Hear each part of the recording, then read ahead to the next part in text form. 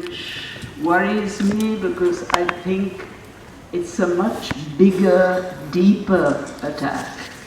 And that is the attack not just on history, on literature, it's the attack on intellectuals. I think that we are now going through a period of anti-intellectualism. And let me try and speak about that. I will soon be 84 years old, and I started teaching when I was 28 years. I've lectured in many out-of-the-way places, which I specially chose to lecture in because I thought this was one way of getting to know the country. I've also lectured in some pretty top universities. Last week, I went to Bombay to give a lecture in a college, and for the first time in my life, the police rang me up at 10 o'clock in the morning, the lecture was at 5, and insisted that I take police protection. I tried my best to dissuade them and kept insisting that I didn't need it, but they absolutely insisted, and they came and they spent the day at the house where I was staying and went with me in the evening to the college. The fear was that there are certain elements, we know who they are, part of the coalition BJP government that might throw ink or worse on me. So the police were extremely civil, very firm, very insistent about protecting me. I came home that evening after a long lecture and a long question-answer session, which was extremely lively, very useful, about 800 people present, and we went back and forth on all the issues.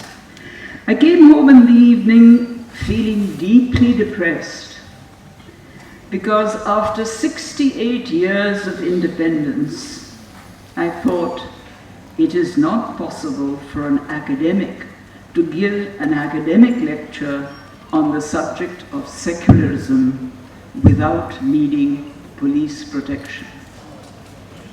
What have we reduced ourselves to? What have we reduced ourselves to as a nation and a society? Is this something that we should be proud of? The protests of those of us who have raised the issue of the increasing violence and intolerance are being taunted. It is referred to as a manufactured rebellion, and various speakers before me have referred to that. To manufacture is to make something by hand which exists and is tangible. This protest was not something that was suddenly ballooned up out of hot air. It has been a spontaneous anguish of many Indians who do not like the way in which our society and values are currently being mangled. The protest has been registered all over the country and continues to be so by people in various professions, not just by lefties, but, as was mentioned earlier, by business tycoons, by the governor of the Reserve Bank. And to call this a rebellion can only be described as bizarre. A rebellion is a movement against the existence of the state. We are not demanding the removal of the state. We are demanding that the crisis of murder and mayhem that has overtaken Indian society should be brought to an end. So what am I and many others, many present in this hall and many others, protesting about? We are objecting to a situation in which our society is one where books are being banned, where senior members of the BJP party ask for the burning of books, such as those of the late Bipin Chandra and myself, by the inking of faces of people who want to debate issues of foreign policy and public policy, by the assassination of rational thinkers, by the lynching of people rumored to have expressed the right to eat what they want, by the explaining away of the daily rape of women because the mindset of the men in power cannot come to terms with the idea of liberated women, and by Dalits being brutally killed. Why? Because they are aspiring to a better life. The acts that we are protesting against are not new. In the past, they have been sporadic acts, and each time many of us protested, and they have been dismissed as problems of law and order alone. In the past year, however, there has been a striking increase of such acts. The terrorist organizations, which I often refer to as the underbelly of the Sangh Parivar, whom we all call euphemistically fringe elements, have succeeded in creating an atmosphere of fear, violence, and acute disharmony. It is no longer only a law and order problem. The attempt is to control society, and especially those threatened by instilling fear. The question of which party is in power in a particular state is really, it seems to me, irrelevant. The emergency in 1975, where some of us who objected strongly were harangued by the government of Mrs. Gandhi, whom I for one didn't support, even though I have been and remain a great admirer of Nehru. We protested against the genocide of the Sikhs in 1984 and supported the efforts of those that were inquiring into it. We objected against the fatwa against Salman Rushdie. We protested against what I think legitimately can be called the manufactured history of the Ram Janambhoomi and the destruction of the Babri Masjid, about which some of us even wrote a book. It was called The Anatomy of a Confrontation. But of course, the media and the government are not exactly associated with reading books. I protested also, as many of us historians did, I was not the only one, against the Communist Party Marxist and their actions in Nandigram. And in 2005, when UPA 1 was in power, a number of us protested against professional bodies like councils, institutes, and academies still remaining under the control of the government. We demanded that they should be made autonomous bodies run by professionals without government appointees to control the votes.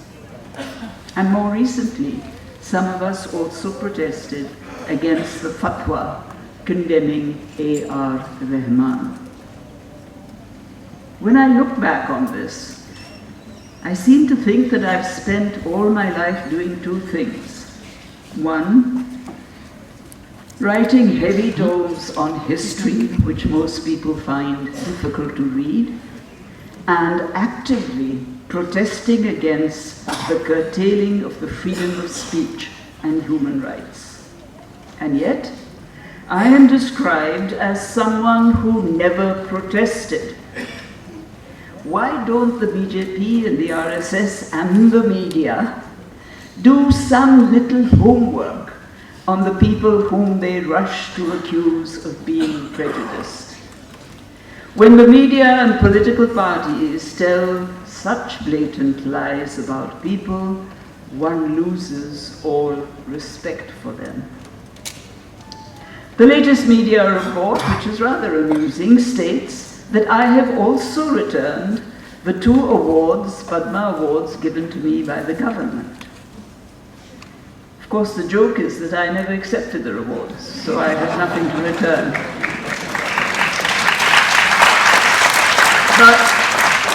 But on this question, let's clarify one thing that is being made much of. Are these state awards or government awards? I would like to say categorically that, to my way of thinking, they are government awards, and that is why I have twice declined Padma awards from Congress governments. One can always tell when you wake up on the 26th of January and you look at the list of awardees, you can always tell which political party is in power. They can only be treated as state awards if the Home Ministry and the specialized ministries are not involved in the selection of awardees.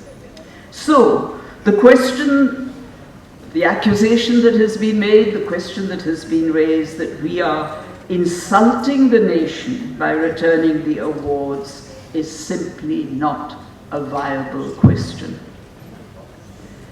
In its inability to control its mobs, the only comeback that the BJP has is to describe the protesters as leftists or instigated by the Congress party. Many of us are leftists, but many of us are not leftists. What the protest is about is the need for a liberal space, and this has been emphasized again and again by the speakers this afternoon. The need for a liberal space to discuss the issues that face us in society. How can we remove the current fear? Why should Perumal Murugan have to forswear ever writing another novel just because the Hindu Munani will not allow him to do so? We were promised the utopia of development in the 2014 election. But is this what was meant by development? It's a question we have to ask. Development means attention to the basic human rights that any civilized society can claim. Food for all, drinking water for all, education and health care for all, employment, equal rights as citizens, and social justice. That civil society should be giving its attention to the poverty of the country. If civil society can remove the poverty of the country, then why do we need governance? The media claims to be debating the subjects of imminent importance. For every subject, there are political party spokespersons, often for no reason except habit. They shout at each other so loudly and deafeningly and interrupt each other with such frequency that they are as good as saying nothing. The worst was the recent disrespect by the political spokesperson towards the eminent scientist, Professor P.M. Bhargava. The latter was making the interesting point, valuable point, that a number of scientists who have recently protested have spoken up in defense of rational thinking and the need for a scientific temper. And that many of these scientists are not just footloose researchers, but are respected heads of scientific institutions. Professor Bhargava's remarks were rudely shouted down. And I would simply like to say that if politicians do not have the civility to debate an issue without being rude and crass, it might be more to the point to simply exclude them from media debates. Even the anchors seem now to be losing control over them. Are these then the new middle-class manners and values? Indian civilization, which we're all so fond of quoting, those in authority and those without authority, once gave priority to respecting opposing views in the course of a debate, however much one may have disagreed with such views. That is not the case today. The culture of anti-intellectualism is busy manufacturing public opinion based on these dubious values. I was amused, in fact, to read that the RSS is accusing the protesting intellectuals of intolerance. Why? How do they define the intolerance? Because these intellectuals do not agree with the definition of Hinduism as defined by the RSS.